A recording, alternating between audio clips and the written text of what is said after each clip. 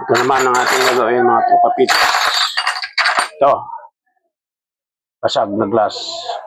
So, gawin natin siyang pendant. Ang klaseng pendant. Tingnan natin kung ano mabubuo dito. Gawin natin siyang pendant. Basag siya pero gagamitin natin para mapakinabangan.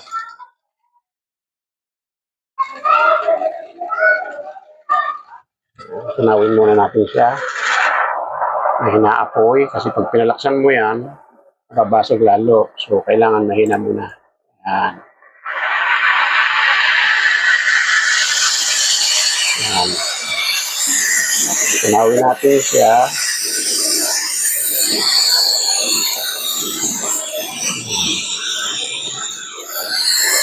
Tunawin natin ang maganda para pag maganda ang kakalabasa ng ating ginagawa habang tinutunaw. Isipin ko ano ang aking gagawin. Ayan na, mabuo na. Lapit na siyang matunaw. Ayan na. Ayan na po ang resulta niya. Matunaw. So, gagawa tayo ng magandang design. Ayan. Madalian lang kasi wala tayong cut eh. So, ayan. Nakalibasan, bilog, cut. Doon po na muna tayo sa mga common. Yung mga madalas kong gawin. Pero pag may mga request na kayo, pwede na natin gawin. Lalagyan lang natin ng linya, kulay blue para pati yung pag-clear, hindi ganong halata. Lalagyan natin yung linya siya.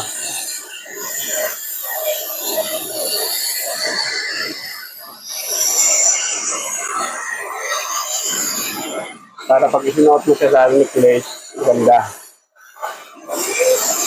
Yan, unique. Kaya kung may mga suggest kayo pagawa, yung kayo lang, yung inyo lang design, so kayo lang ang mayroon. Pwede nyo gamitin. Dito, ito mga common na lang ito.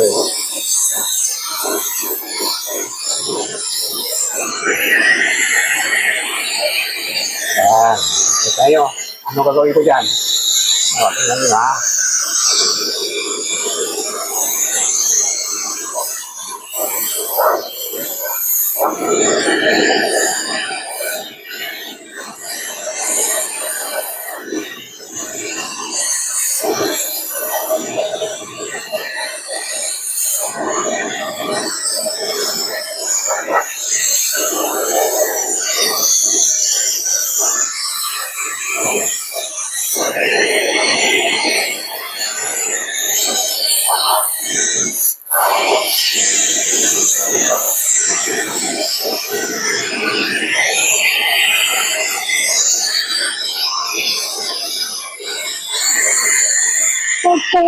Common.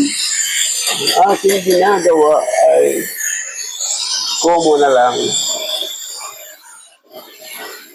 Maganda yan. Panoorin lang nyo. Follow and share na lang po. Mga followers ko, share. Kung gusto lang nyo. Ayan. Okay, lapit na. Lapit ng matapos.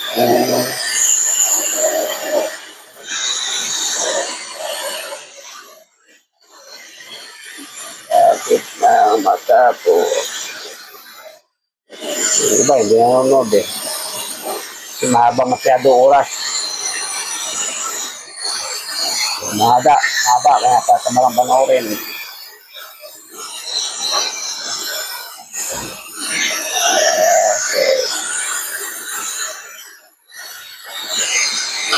Okay.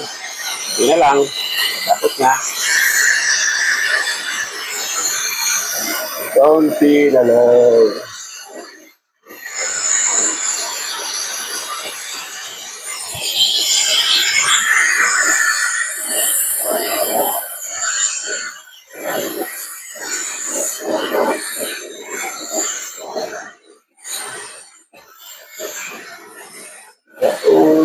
na lang.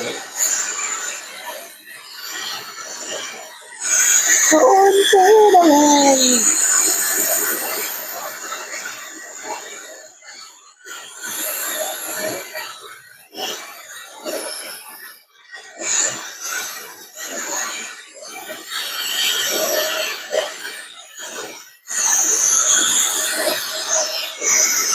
Okay na. Iba kulay ng iba ba kasi mainit pa yan. Ito malamig na. Yan, pag ito lang kulay blue, yan o.